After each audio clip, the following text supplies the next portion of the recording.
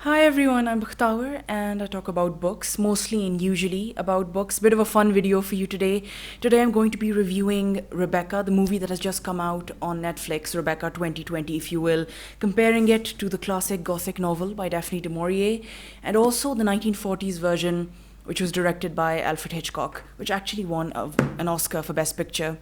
So this video idea came about because I'd seen the movie and my friend on BookTube, Nashwa, she had also seen it and we were discussing it and she's like, we were obviously talking about it in a very sarcastic fashion and she was like, that's actually not a bad video idea. So here I am. So let's start with the characterization of Armie Hammer as Maxim de Winter. I mean, come on. The guy looks like a Disney prince. He actually was a Disney prince if you've seen Mirror Mirror. Absolutely terrible movie. Come on, we don't want some glimmering like a peach, more good looking than necessary, chocolate hero, boy toy, just really all around pretty guy as Maxim de Winter. Because in the novel, Maxim de Winter is sort of depicted as, he's got this really rugged look. He's got this deranged look in his eyes. He has this aura around him that the world has swallowed him and spat him out on the pavement, but he's been able to cover it up with a bit of cash. He's supposed to have a wrinkle or two. He's not like some really baby-faced, fresh-faced guy.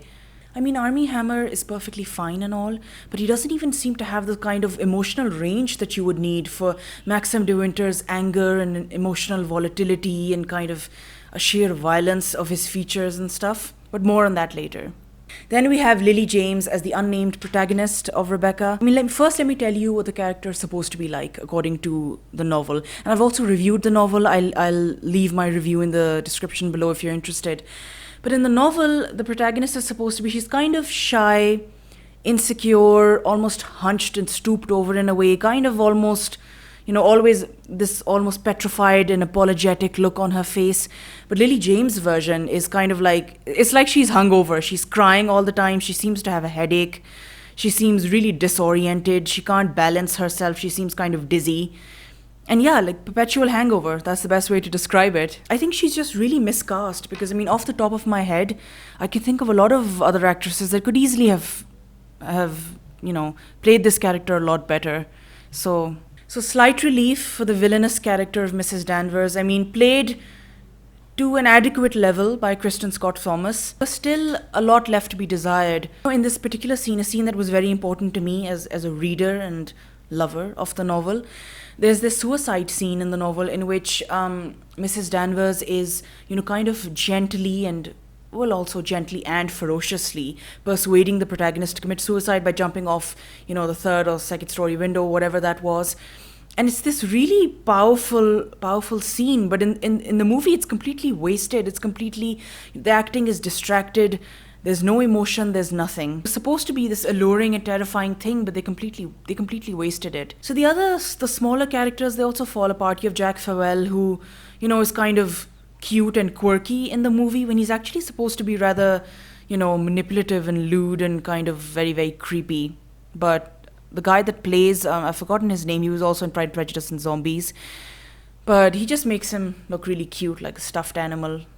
You're supposed to hate the character, so that doesn't work. Also, a point that I didn't like so much about Mrs. Danvers' portrayal, Kristen Scott Thomas's portrayal, is that, you have to consider the personality and nature of Mrs. Danvers. She was really deeply and quite questionably, I might add, obsessed with Rebecca, really infatuated, almost in love with her.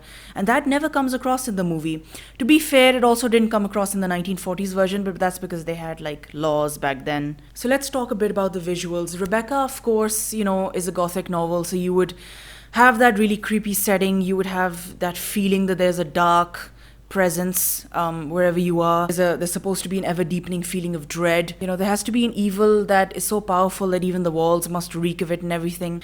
But in the movie is literally, Rebecca 2020 is literally shot like an interior decoration show. There's nothing literally, I think, apart from a flock of crows. Is that how you say it? Apart from a collection or a flock of crows, there's literally nothing to suggest that there's some sort of evil presence in that place, that place is kind of sickening to the core. Whatever you want to feel, you don't feel in the movie. You have literally, there's so many cinematic effects available to directors and movie makers now. How could nothing come across is my question. And also it doesn't even qualify as a stylish retelling of a gothic novel, because if you've seen, let me give you an example of a really stylish retelling or adaptation of a classic gothic novel, Jane Eyre 2011, that has Michael Fassbender in it. I mean, that movie is so stylish and creepy. I mean, it's kind of like a modern kind of touch to it, but it kind of holds true to the core elements as they were. So I highly recommend that. And also Dracula, I think it's 1992 or 1993. You can easily find it. It's the one with Winona Ryder and Keanu Reeves. I really love that one. I absolutely love that one. I really recommend that one. It's very creepy. Of course, I recommend it for people that are as creepy as I am, not for like regular human beings.